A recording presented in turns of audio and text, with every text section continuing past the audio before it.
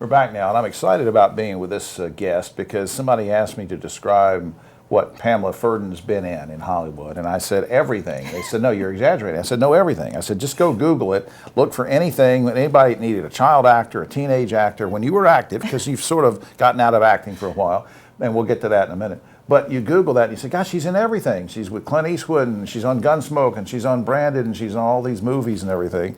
What was your first role as a child? Do you remember? A play or a school play or what? Oh boy,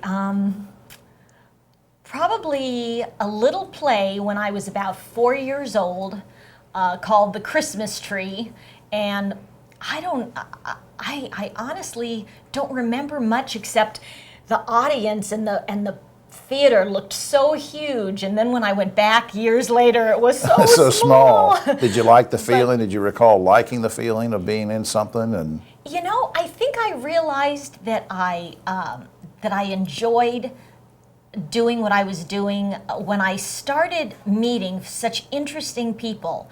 I did a movie called What a Way to Go. And Shirley MacLaine was the star, but there were all these other stars, Dean Martin, who actually played my father at the end of the movie, and they were just all so nice to me and very friendly. And of course, when I did Star Trek, the original Star Trek, right. That's when that episode when the children took over or something. They were the Children Shall Lead Yeah. was the name. I think they have now today too. How did you? I always like to ask the same question of ladies who have been successful actors as children, and that is this serious question: how did you avoid the pitfalls? How did you avoid the tragedies that befall so many people who start out as child actors with suicide, drugs, alcoholism, things? How did you stay so normal? Well, I would say that it was because I was never spoiled. I always was very serious. Even as a young girl, I was very serious about the roles I did.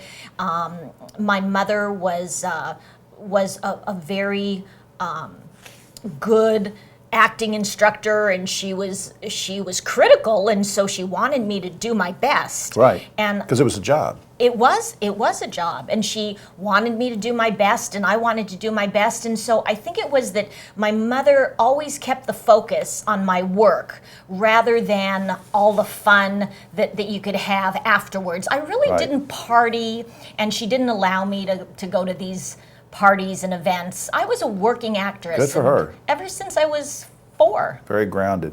Why did you like, and I'm assuming you did because you look so good in Westerns, why did you like working in Westerns? I loved the costumes.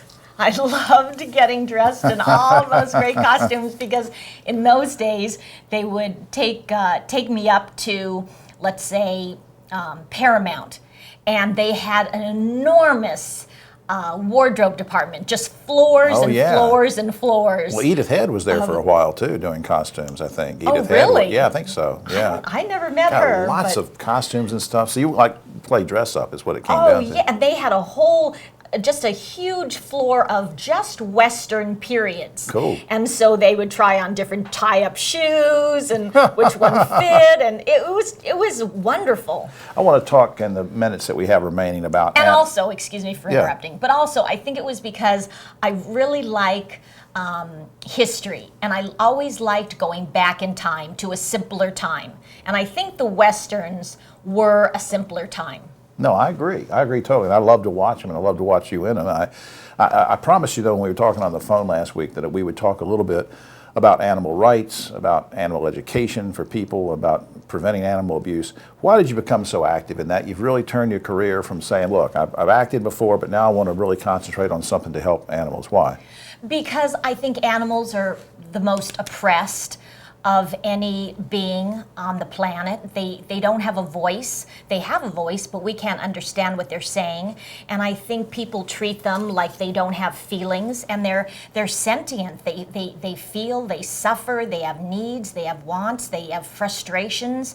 And I try and educate the public to not treat them as second-class citizens, treat them as unique individuals that are just like us. They should embrace the animals in the whole web of existence. Right.